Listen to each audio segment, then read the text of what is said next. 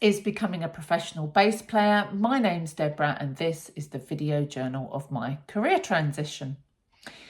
So those of you that watched the previous episode will know that I've been looking into Atomic Habits by James Clear to see if that can help Glitterball Productions, Divine Funk, Truly Red, all the bands that we run. And the book puts forward the idea that if you improve all of your systems by 1%, that is the way to achieve your goals. And it brings the concentration onto the systems and the way of getting there rather than just making the goal itself. So in that, I found it immediately very helpful. And also quite challenging. So this week I was going to do my films on Monday and Thursday, and actually it hasn't worked out. Tuesday I've had to adjust. Tuesday and Fridays are better. And also one of the other things I notice is it's quite a masculine system. So we all have to use a bit of psychotherapy for a bit, we all have a masculine and a feminine side. Carl Jung called them the animus, which is your masculine side, and the anima, which is your feminine side. And what comes from the masculine, it tends to be more discipline, hard lines, sharp edges, toughness. And what comes from the feminine side is flowing and relaxed and sort of generous and giving and allowing. And both of those parts, it's not to do with being a man or a woman. It's not really to do with gender at all. That we all have that within us. So as a psychotherapist, my masculine part is the part that keeps the boundaries to 50 minutes. Because that's really important for safety, that people know that they're going to come and they're going to open up, and they're not going to be there crying all day. I will help package them up and they'll be back out on the street able to go and do their job. So there's my masculine side holds those boundaries, make sure that I charge money and get paid for doing what I do so that I can continue doing it. The feminine side is the compassion, is the allowing, is the making space for people. It's the times that you make exceptions, that you're giving. And you can hear in the way I'm describing this that you need everyone, be you a man or a woman, needs a good balance of both in order to succeed in life. And this book is quite masculine, Atomic Habits.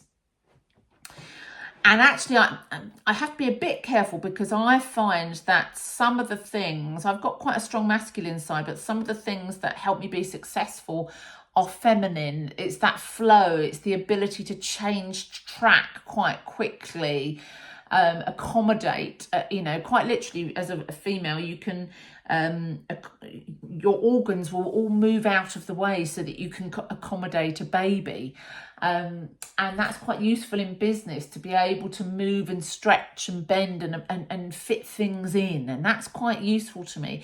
Whereas this making rules about what you'll do when is very disciplined, and that really has its place, but it can sometimes get in the way. So that's what I found with the book. Nonetheless, the concentration on systems has been really useful, and I have been thinking about and making changes so that things move smoother, and we get more done.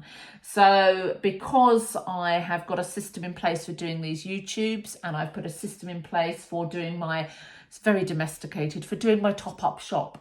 I was popping to the supermarket at lots of times in the week to get a little bit more of this and a little bit more of that.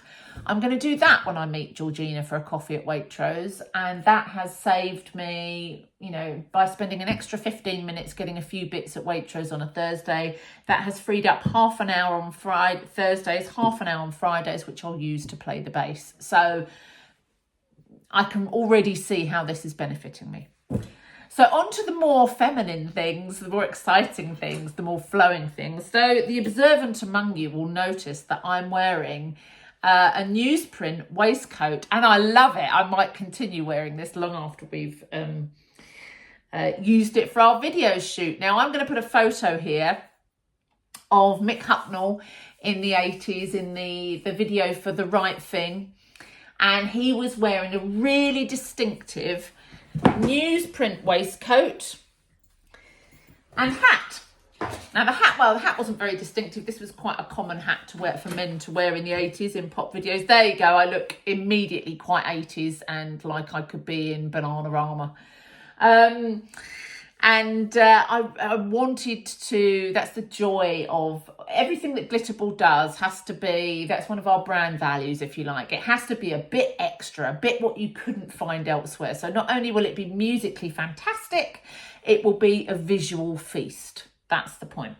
And so I took 2 looks that Mick Hucknall had for our lead singer, Mark. And I thought, what's really distinctively Mick Hucknall? And this is one of them.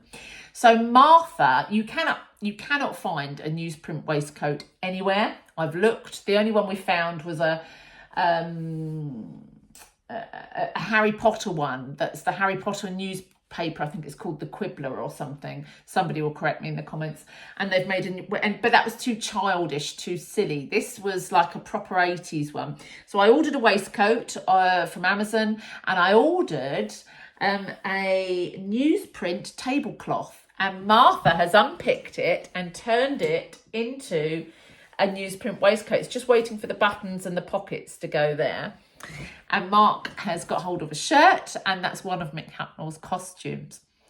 So we're starting to get excited about the promo shoot. I've chosen a look for Georgina, who's our saxophonist.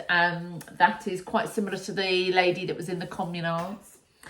And then the other look, Mark's going to have 2 looks because obviously Mick Hucknall is the star of the show. So he gets 2 looks.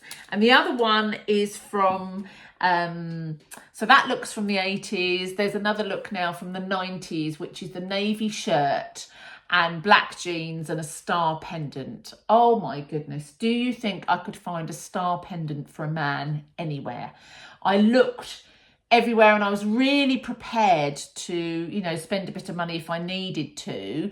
That's some of the things that we have are really exquisite. Some of them are handmade, some of them are expensive, and some of them are from charity shops or free or, just cheap things that are just the right thing. So, I found this in a ladies' fashion shop. He wears, if I put the photo up for you, he's wearing a star pendant. And I have, I've got that there. So I've managed to get that for Mark. And I think that's really going to pick up the light. And very importantly, I've got a drummer for Sunday the 25th. So that's really exciting as well. I'll say goodbye because I don't want to take too much of your time up, but just good to check in and tell you where I'm at. And I'll be back next week on Monday when I do my next film. Will it be Monday? Yes, it will be Monday. Okay, right. You take good care. Bye-bye.